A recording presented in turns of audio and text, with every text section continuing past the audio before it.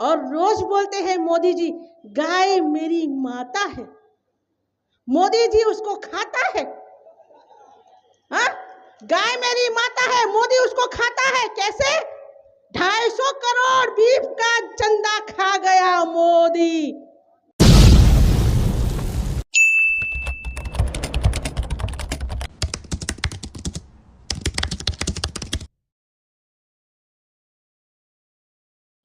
धन्यवाद संचालक महोदय।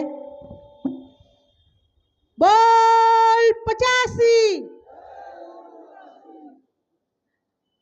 खाना हजम हो गया लगता है। हाँ, क्या आवाज ठंडी हो गई है कि गर्म ठंडा खून हो गया है? अगर जिंदा हो तो जिंदा होने का प्रमाण दो। बोल 85। यहां से कम आ रही आवाज। बोल 85। धन्यवाद धन्यवाद धन्यवाद। वामसेफ एवं राष्ट्रीय मूल्यवासी संघ एवं भारत मुक्ति मोर्चा का एक दिवसीय उत्तर प्रदेश राज्य स्तरीय प्रबोधन कार्यक्रम चलो गांव की ओर डॉक्टर बाबा साहब आम्बेडकर प्रतिमा के पास ग्राउंड कलेक्ट्रेट आम्बेडकर नगर उत्तर प्रदेश में होने जा रहा है। और इतनी सारी भीड़ को देखकर अब हमें लगता है कि समस्या पर नहीं, अब समाधान पर ध्यान देना होगा। अभी कई दिन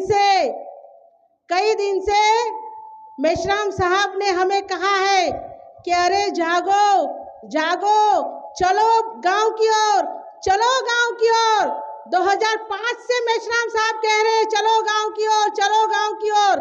तो हमारे लोग भोले भाले लोग कहते मेश्राम साहब कर रहे हैं ना, अभी हमको करने की क्या जरूरत है। तो आप लोग घर से जब बाहर नहीं निकले तो खुद मेश्राम साहब गांव की ओर चल पड़े, और जब मेश्राम साहब गांव की तरफ चल पड़े तभी इतने सारे लोग हमसे जुड़ पड़े। ये जो कारवा है, वामन मेश्राम साहब का कारवा जो है, मेश्राम साहब ने हमें संगठन बनाकर दे दिया, संगठनों की जाल बनाकर दे दिया। और जब संगठनों की जाल बन गई तो जन निर्माण हो गया, और जन निर्माण हो गया तो मेश्राम साहब के नेतृत्व में 6 अक्टूबर 2022 को चलो नागपुर महामोर्चा लेकर वहां पर जन आंदोलन हो गया, जन आंदोलन हो गया। और उस जन आंदोलन के कारण वहां का मोहन भागवत, जो चड्डीधारी मोहन भागवत है, उसको भी भागकर फैजाबाद में खड़ा रहना पड़ा,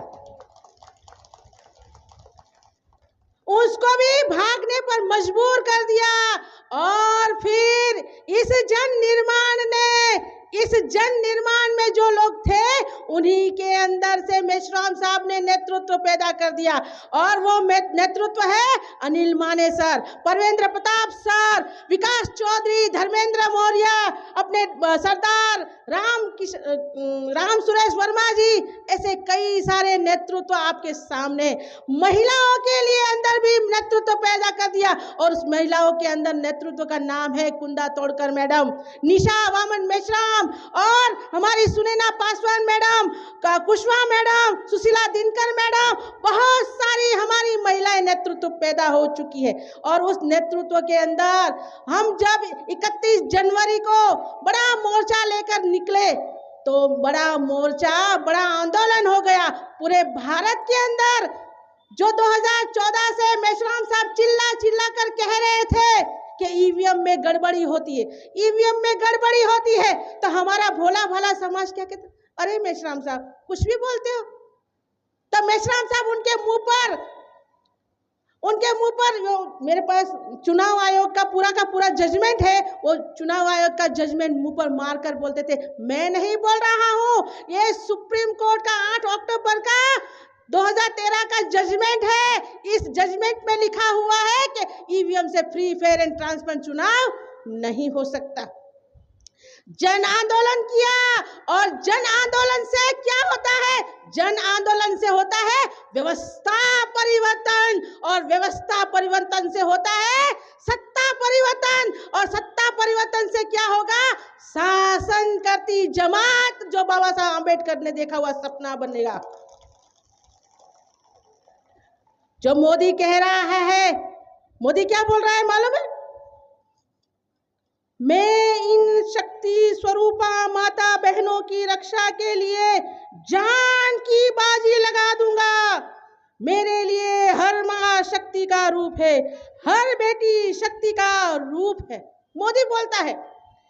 जो मोदी टेलीप्रॉम्प्टर पे पढ़ पढ़कर जो बोलता है मन की बात, क्या बोलता है? बेटी बचाओ बेटी पढ़ाओ।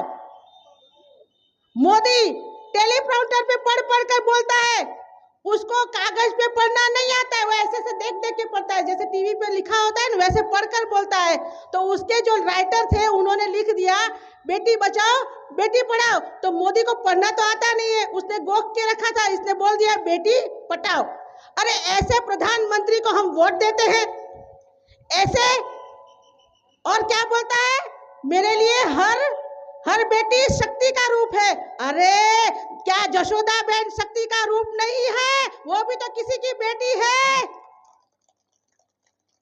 शक्ति का रूप वो पहलवान लड़कियां जो जंतर मंतर पे अभी भी मोर्चा खोल के बैठी है, क्या वो शक्ति का रूप नहीं है? मणिपुर की महिलाएं जिसके साथ में महिलाओं के साथ में बलात्कार किया, उसके माँ अपनी बहन को मार दिया, उसके भाई को बेटे को मार दिया, क्या वो महिलाएं शक्ति का रूप नहीं थी? मोदी जी यहाँ पर हाथरस के अंदर मनीषा वाल्मीकि के साथ में सामूहिक बलात्कार कर दिया, और सामूहिक बलात्कार करने के बाद पूरा का योगी प्रशासन उसको बचाने के लिए लग गया बलात्कारियों को। क्या मोदी जी मनीषा वाल्मीकि शक्ति का रूप नहीं थी? नहीं थी। और रोज बोलते हैं मोदी जी गाय मेरी माता है, मोदी जी उसको खाता है।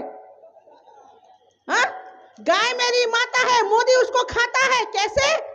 250 करोड़ बीफ का चंदा खा गया मोदी। इसीलिए मैं कहना चाहती हूँ, इस बार आपको ऐसे पुना पेट के दलाल और भड़वों को आपको चुनकर नहीं लाना है। ऐसे चुनाव से हमको लाना नहीं है। पुना पैक्ट जो महात्मा गांधी मर गया ना, वो मरा हुआ गांधी आज भी पुना पैक्ट के कारण जिंदा है। ऐसी ईवीएम को लाकर, ईवीएम मशीन दूसरा पुना पैक्ट है। पुना पैक्ट के माध्यम से हम जिसको चुनना चाहते थे वो चुनकर नहीं आता, और जिसको चुनना चाहते हैं, जिसको चुनना नहीं चाहते वो चुनकर आता है। वैसे ही ईवीएम के माध्यम से जिसको हम चुनना चाहते हैं वो चुनकर नहीं आता, और जिसको चाहते हैं वो चुनकर।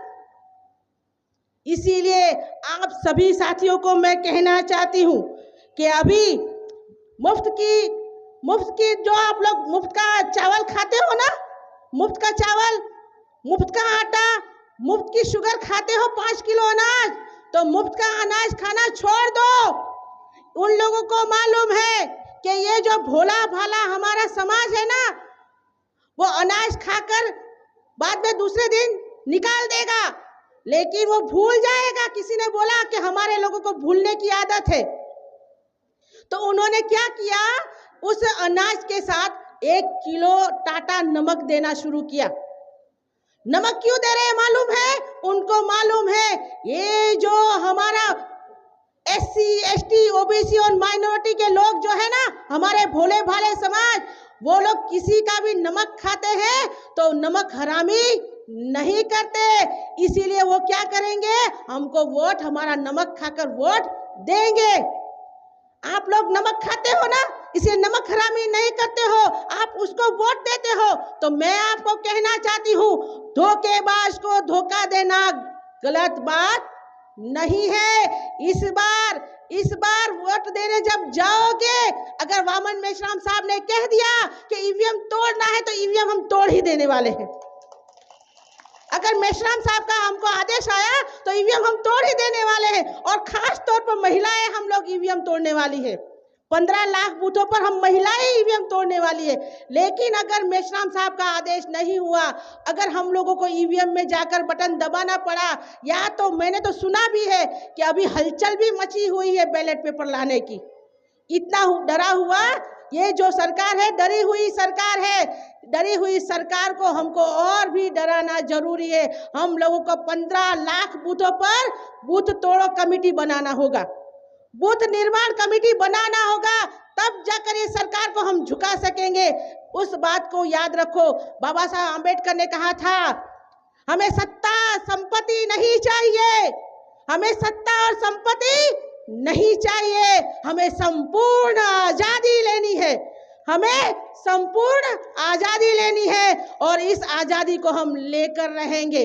मैं अपनी वाणी को विराम दूं, उससे पहले एक बात कर अपनी वाणी को विराम देती हूं। भाइयों तथा बहनों, ये चुनाव हमारे लिए युद्ध है, ये चुनाव हमारे लिए युद्ध है और इस युद्ध को लड़ने की तैयारी आपको अभी से करनी होगी। ये चुनाव लड़ने की तैयारी अभी से हमको करनी होगी, नहीं तो लाचारी समस्या रोज बढ़ती ही जा रही है। इसीलिए मैंने जब शुरुआत किया था तब मैंने कहा था कि समस्या हमारी है तो समाधान अटल बिहारी वाजपेयी या तो सोनिया और मोहन भागवत नहीं हो सकते। इसीलिए हम लोगों को हमारा विकल्प क्या है? हमारा विकल्प बहुजन मुक्ति पार्टी है। वोट हमारा और राज भी हम ही करेंगे। वोट हमारा है तो राज भी हम करेंगे। भाइयों तथा बहनों, बहुत सारी बात हो चुकी है, आप लोगों ने मुझे सुना। नतीजे चाहे जो भी रहेंगे, लेकिन कोशिशों में कमी हमारी रहनी नहीं चाहिए। आप लोगों को मैं कहना चाहती हूँ, जिसका होगा राजा उसकी प्रजा होगी ताजा। आप लोगों ने मुझे ध्यान से सुना, इसके लिए धन्यवाद। जय भीम, जय भारत, जय मूल निवासी। बोल 85, रोजी रोटी दे न सके जो, शिक्षा रोजगार दे न सके जो, सड़क सुरक्षा दे न सके जो सरकार निकम्मी है। अगर सरकार बदलनी है तो कौन सी सरकार लानी है? बहुजन मुक्ति पार्टी। धन्यवाद।